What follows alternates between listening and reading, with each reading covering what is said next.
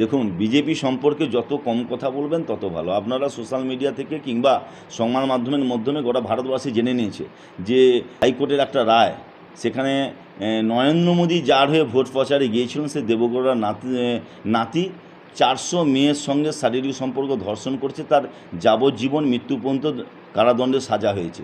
ওই বিজেপির লোককে বলুন যে আজকে যার হয়ে নরেন্দ্র মোদী প্রচার করছিল, হাতে হাত নিয়ে স্টেজে যার হয়ে প্রশংসা করেছিল, তিনি এই মুহূর্তে দাঁড়িয়ে যাবজ্জীবন জেলের আসামি। এই বিষয়ে বিজেপির কি বক্তব্য তাদের কাছে জানুন।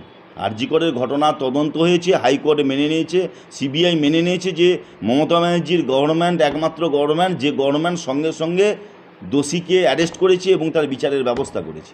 শুধু এই নয়, ধর্ষণকে গোটা বিশ্ব থেকে নির্মূল করার স্বার্থে যে বিল নিয়ে আসা হয়েছিল, সে বিল কেন্দ্র সরকার ফেরত পাঠিয়ে পরোক্ষভাবে ধর্ষণের পক্ষে কেন্দ্র সরকার আছে, বিজেপি সরকার আছে, সেটা পরোক্ষভাবে সমর্থন করেছে।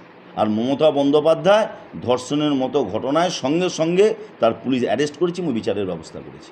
তাই এ ধরনের আন্দোলন কেবলমাত্র মানুষকে বোকা বানানোর আন্দোলন। যত ধর্ষণকারী দেখবেন, আপনি সেই এমএলএকে দেখুন যিনি ধর্ষণের সাজায় এই মুহূর্তে ভুগছেন উত্তরপ্রদেশে। ধর্ষণের যতগুলি ঘটনা ভারতবর্ষে ঘটছে, আপনি দেখবেন তার কয়েকশো গুণ বেশি ঘটনা বিজেপি শাসিত রাজ্যে ঘটছে। এবং সর্বোপরি বিজেপির বিধায়ক থেকে আরম্ভ করে বিভিন্ন নেতা ধর্ষণের দায়ে অভিযুক্ত।